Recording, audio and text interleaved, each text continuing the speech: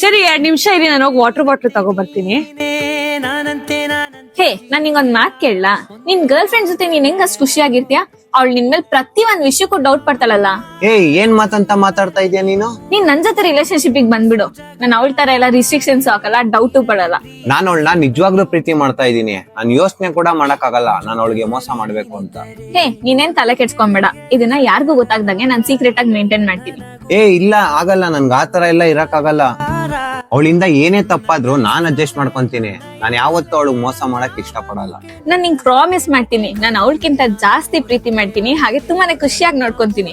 Sister, 1 ನಿಮಿಷ ನಾನು ಹೇಳೋದ್ನ ಕೇಳಿ. ಒಂದ್ ಪಕ್ಷ ನಾನ್ ಸತ್ತೋಗ್ಬಿಡ್ತೀನಿ ಹೊತ್ತು, ಆದ್ರೆ ನನ್ನ ಇಷ್ಟಪಡೋ ಜೀವಕ್ಕೆ ನಾನು ಯಾವತ್ತೂ ನೋವು ಕೊಡಕ್ ಇಷ್ಟ ಪಡಲ್ಲ. ಚೆನ್ನಾಗಿರೋ ಹುಡುಗಿರೇನೋ ಎಲ್ ಬೇಕಾದ್ರೂ ಸಿಗ್ತಾರೆ, ಆದ್ರೆ ನಿಯತ್ತ ಪ್ರೀತಿ ಮಾಡೋ ಹುಡುಗಿನ ಒಂದ್ಸಲ ಕಳ್ಕೊಂಡ್ಬಿಟ್ರೆ ನನ್ ಜೀವನ ಪೂರ್ತಿ ಪಶ್ಚಾತ್ತಾಪ ಪಡ್ಬೇಕಾಗುತ್ತೆ. ಪ್ರೀತಿಲಿ ನಿಯತ್ತಾಗಿಲ್ಲ ಅಂದ್ಮೇಲೆ ಪ್ರೀತಿ ಮಾಡಿ ಏನ್ ಪ್ರಯೋಜನ ಹೇಳು? ನಾನು ಇಲ್ಲಿವರೆಗೂ ಅವಳ ಜೊತೆ ನಿಯತ್ತಾಗೆ ಇದೀನಿ, ಮುಂದೇನು ಇರ್ತೀನಿ. ನಾನ್ ಸಾಯೋವರೆಗೂ ಅವಳ ಜೊತೆ ನಿಯತ್ತಾಗಿದ್ದೇ ತೋರಿಸ್ತೀನಿ. ನೀವ್ ಹೇಳಿದ್ ಕರೆಕ್ಟ್. ಹುಡ್ಗ ಅಂತ ಇದ್ರೆ ನಿಮ್ ತರ ಇರ್ಬೇಕು. ಇವಾಗ ಅರ್ಥ ಆಯ್ತಾ? ಹೇಯ್, ಬಚ್ಚಿಟ್ಕೊಂಡ್ ಕೇಳಿಸ್ಕೊಂಡಿದ್ ಸಾಕು. ಈಚೆ ಬಾ, ನಿಮ್ ಹುಡ್ಗ ಟೆಸ್ಟ್ ಅಲ್ಲಿ ಪಾಸ್ ಆಗಾಯ್ತು. ಹೆಂಗಿತ್ತು ನಮ್ ಪ್ಲಾನು? ನಿಮ್ ಹುಡ್ಗನ್ ಹುಷಾರಾಗಿ ನೋಡ್ಕೋ. ನೀವಿಬ್ರು ಇದೆಲ್ಲ ಪ್ಲಾನ್ ಮಾಡ್ಕೊಂಡೇ ಮಾಡಿರೋದಾ? ನನ್ನಯ ಕೋಪ, ನನ್ನಯ ತಾಳ್ಮೆ ಎಲ್ಲ ನಿನ್ನ ವಶವೇ ಗೆಳತಿ.